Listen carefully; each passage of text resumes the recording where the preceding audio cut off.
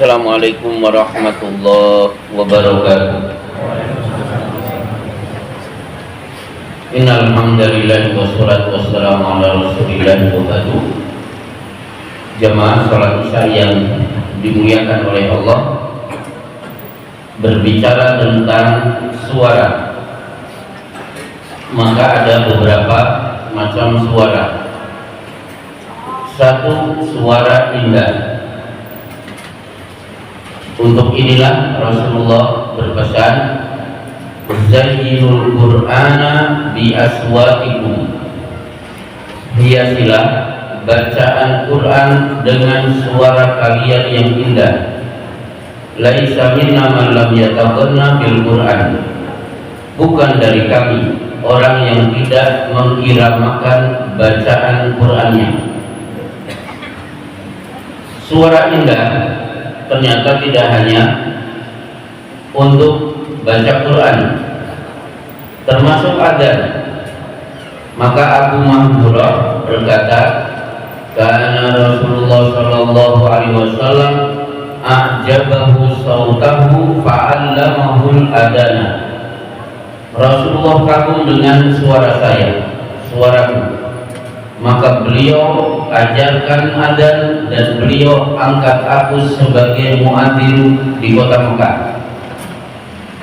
Bapak-bapak yang dimuliakan oleh Allah, dari sekian umat Rasulullah yang memiliki suara yang indah tentu Abu Musa al-Asy'ari. Karena mendengar bacaan Abu Musa, beliau bersabda, laqad u'tita mizmaran min mazamiri Ali Daud. Allah sudah memberi anugerah kepadamu pita suara seindah pita suara Nabi Daud.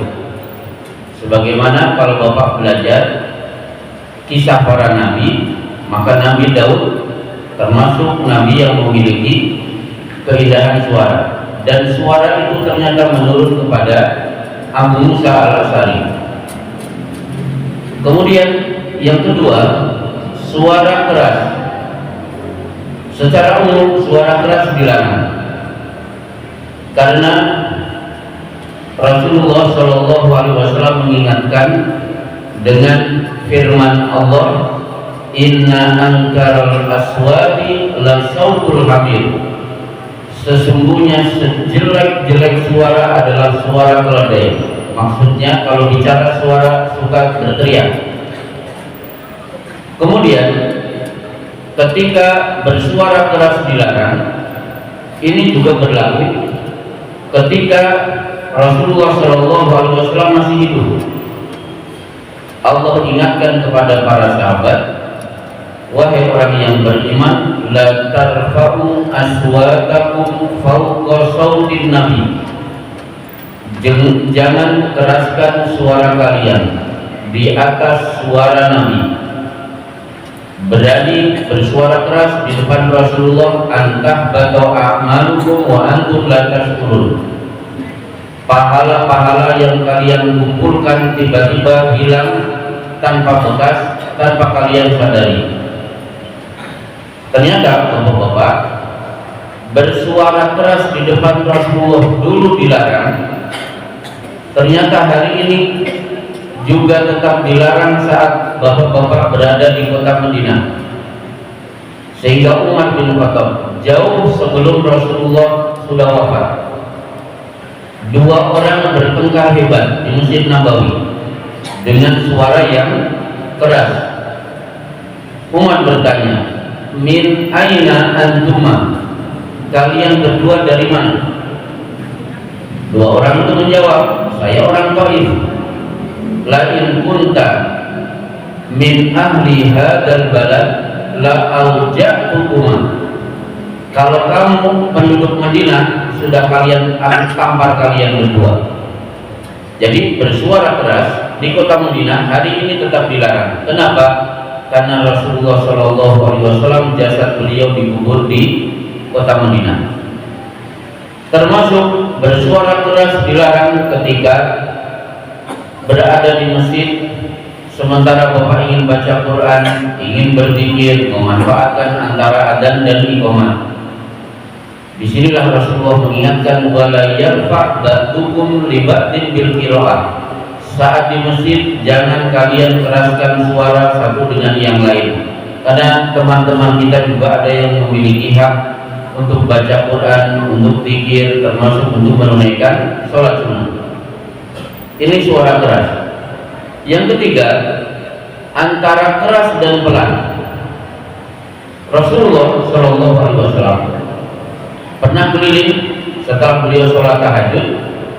Saat melewati rumah Umar bin Khattab, ternyata Umar bin Khattab menunaikan sholat tahajud dengan membaca Al-Fatihah dan surat-suratan, suaranya menggelegar. Sementara ketika melewati rumah Abu Bakar As-Siddiq, nyaris Rasulullah tidak mendengar suara. Keesokan harinya Rasulullah bersabda kepada dua orang ini, ya Umar bin Khattab, ihfad min sautika syai'an, wahai Umar, pelankan suara kamu sedikit, dan Abu Bakar, irfa min sautika syai'an, angkat suaramu sedikit. Berarti ketika kita menunaikan sholat tahajud diperbolehkan untuk bersuara, tidak keras juga tidak pelan. Baik, kemudian yang keempat, suara lemah gemulai.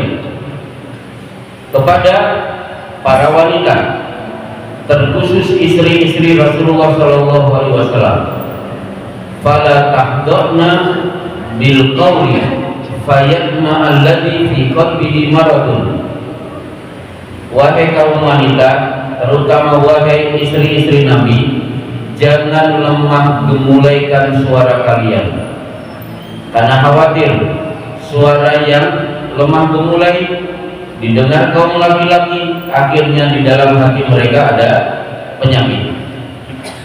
Baik, kemudian bapak-bapak yang dimuliakan oleh Allah, suara yang lain adalah suara yang lemah lembut. Inilah yang kita keluarkan suara ini di hadapan orang tua kita, karena Allah mengingatkan wala tanharhuma, jangan bentak keduanya. Wa qul lahuma qawlan karima, ucapkan kalimat-kalimat dengan suara yang lemah lembut. Baik, inilah beberapa suara yang diatur dalam syariat Islam. Kaum muslimin yang dimuliakan oleh Allah, tersisa satu kultum untuk besok. Semoga kita masih bisa melanjutkan dengan izin Allah. Wassallallahu ala Muhammadin wa ala alihi wa sahbihi ajmain.